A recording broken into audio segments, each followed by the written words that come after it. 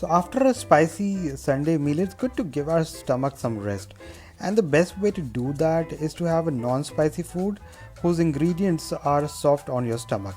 So today I'm making Moong Dal with Shimla Mirch Pakodas on a bed of boiled rice.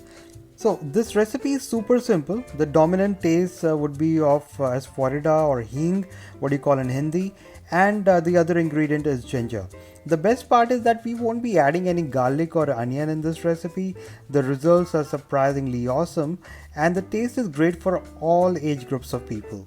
To prepare moong dal tadka, we have taken half a cup of moong dal, which is like pre-soaked, and haldi is there. Then we have crushed ginger, which is about a pinch.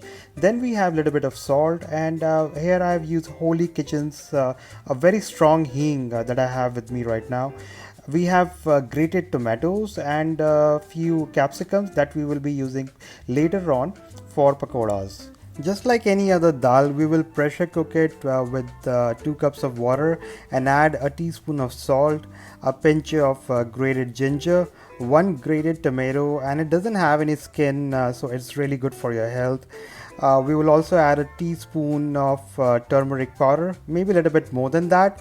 And most of all, we will add 1 teaspoon of desi ghee or clarified butter to enhance the taste and smell. We'll give it a slight stir, and the cooking time for this will be approx 20 minutes. That is 2 whistles on high flame and approximately 10 minutes on a low flame. When the pressure is released from the cooker pot, we can prep for tadka. Like I mentioned earlier, here I've used a very strong hing from Holy Kitchen, but you can use any other hing as well of your choice. The best part about this hing is that you only need a pinch of it while using it. This product is basically from Hathras and is very much easily available on Amazon. You can check out the link in the description if you want one. This small 10-gram bottle that I have with me is about 3 months old, and there is still a lot to use from it.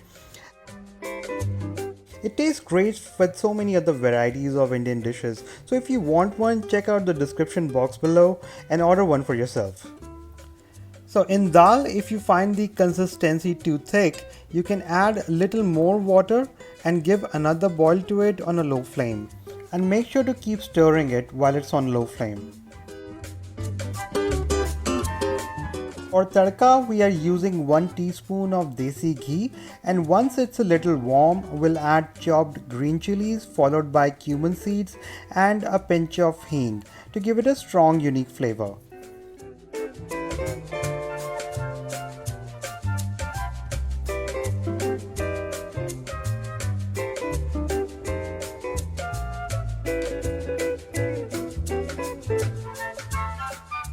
Once tadka is done, we can add it into the same pressure cooker pot and close its lid after pouring the mixture to preserve its flavor and aroma.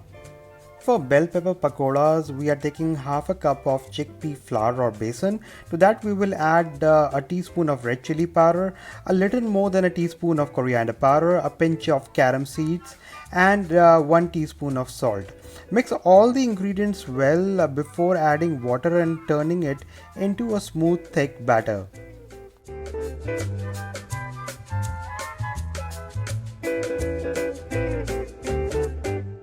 You can use a beater or a spatula to eliminate the lumps, but for best results, you can always use your hands as it gives that halwai wali feeling and quality in it.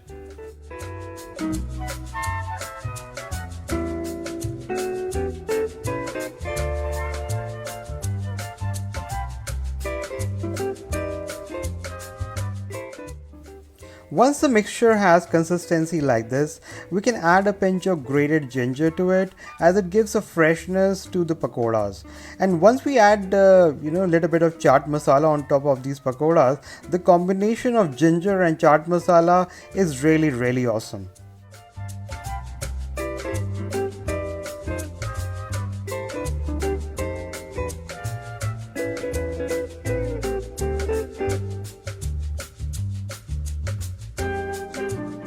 Finally, we just need to dip the capsicum rounds into the batter and fry them on medium-high flame for 5 to 7 minutes each side. We can also deep fry these, but I'm totally okay with shallow fries. I'm just preparing these for two people.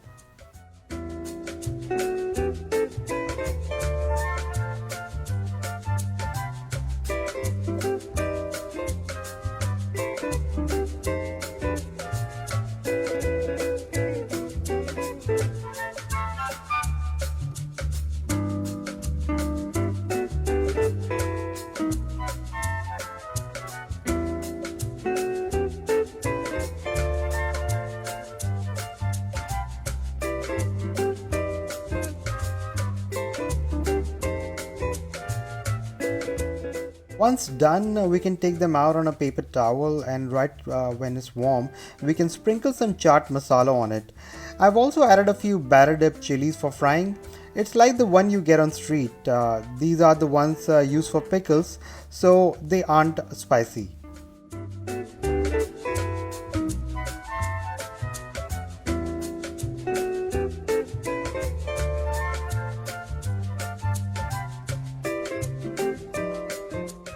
Time to serve it with rice and moong dal. While having it with rice, these pakodas give a kind of crunchiness to our palate and they taste great.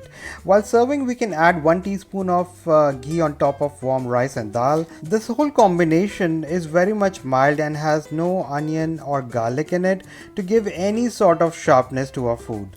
Do let me know how this recipe turned out for you, and don't forget to comment, like and subscribe. I'll be back very soon with more exciting combination of recipes. Thanks so much for giving a thumbs up to Kitchenkilogram.